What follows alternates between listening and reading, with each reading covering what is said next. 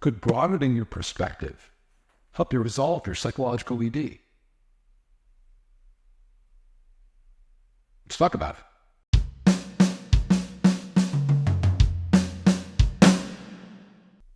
Hey guys, Brian Mahoney here from psychologicaled.com. For some guys, resolving psychological ED involves getting into some deeper issues. They kind of have to go there in order to solve the problem. For those guys, fair enough. Their best bet is to work with a skilled therapist, and this video is definitely not intended to be a substitute for a skilled therapist. I want to make it clear that I am not a psychologist or doctor, and the information provided in this video is for general informational purposes only. For some guys, though, I think it's different. I don't know if you've ever seen a bee that's trapped inside of a room. It's trying so hard to get out that it just keeps bouncing off the same little section of glass. It's flying harder and harder, even though the window's open and the way out is right there. I think it can be like that with some guys' ED. They're locked into one perspective and they're just trying harder and harder to solve the problem with the exact same thinking. So I thought what we might do here today is to see if we might be able to open up or change your perspective a little. Let's see what happens if we try pointing the camera in some different directions. Let's see what happens if we pull it back for a really wide shot that includes a lot more than what you've been focused on in the past. How are we going to do it? With questions. Questions that just might help open up some other possibilities for you. If you take the time to really slow down and consider some of these questions, you might find yourself seeing some things that you hadn't seen before. And usually, if you're seeing things differently, you feel different. And if you're feeling different, that's probably a step in a good direction. So what's the best way to approach this? First, you have to really consider the questions honestly. If you go right into, I don't know, and then just stop there, you're less likely to get any real value out of this. Whereas, if you can hold the question in your mind and just stay curious about it, you're a lot more likely to get some kind of a shift from it. Some of these questions will be really straightforward, even obvious. Some of them might seem kind of weird, even confusing.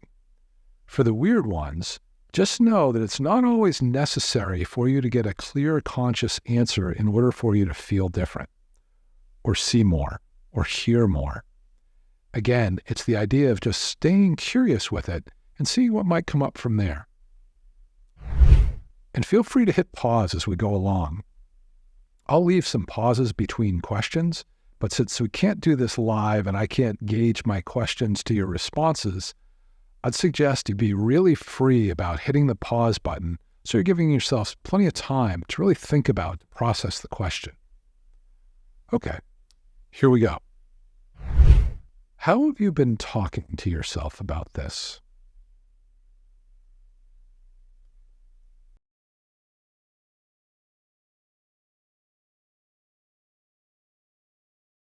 How haven't you been talking to yourself about this in a way that if you did, might feel different?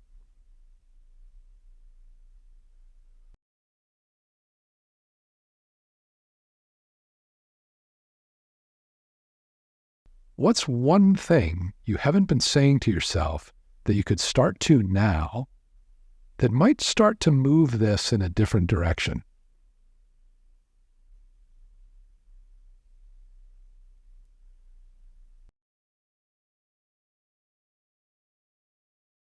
How could you be talking to yourself about this to begin feeling better now?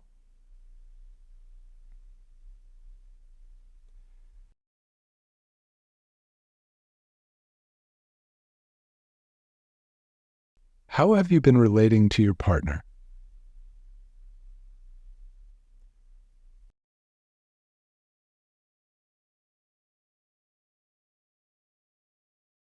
What other choices do you have for relating with your partner?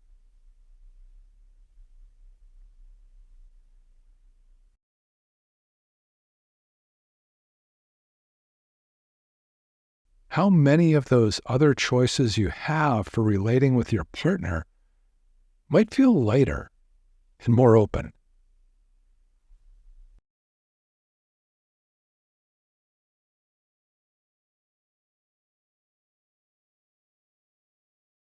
What have you been most focused on with this?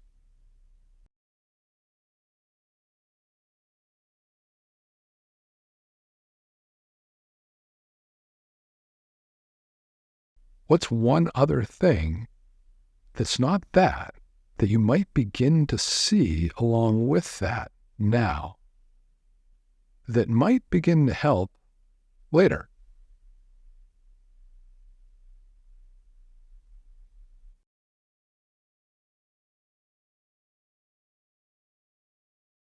What's everything else outside of what you've been focused on that might feel different to begin to see now?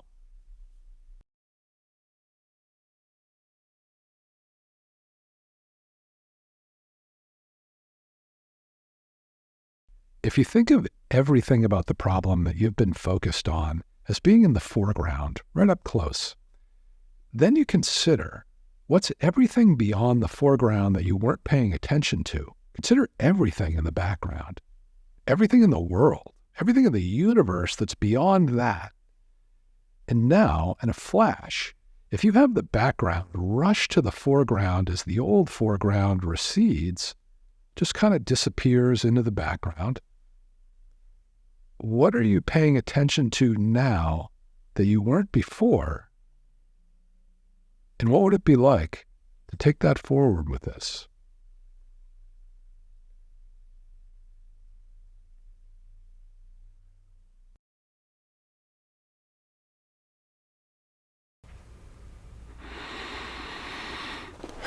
What do you like when you're relaxed? How does it feel in your body when you're just relaxed?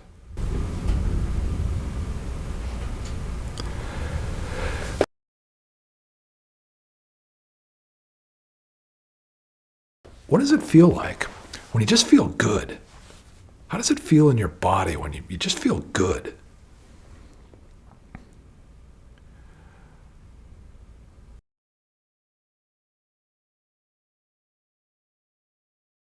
What's it like in your body when you feel really confident? What's it like in your body when you feel really confident?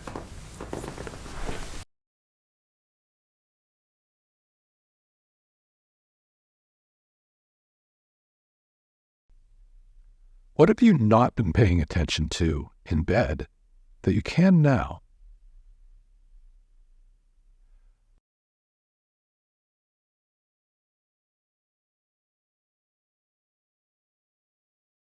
What have you not been being curious about in bed that might feel good to begin to be curious about now?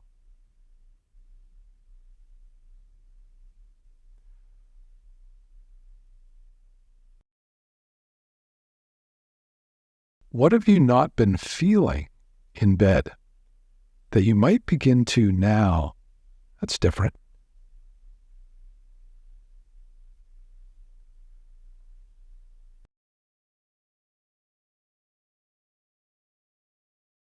What could you begin to consider now that's other than where you used to be?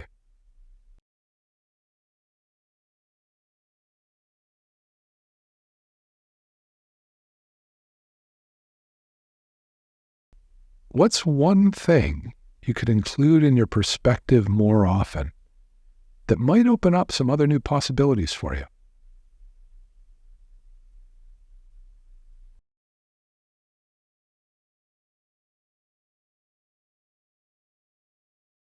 Okay, guys, just a few questions, but I hope they help you begin to see a wider perspective that could be opening up for you now, especially if you go through them more than once. You may find that you get some other good answers. You see more, you hear more if you try them again tomorrow or after that. Either way, I'm Brian Mahoney with psychologicaled.com. If you ever want to talk about working together, just give me a call or drop me a note. Otherwise, I hope these questions take you one more step in the direction of having a really healthy, happy, fun sex life again. Thanks for watching.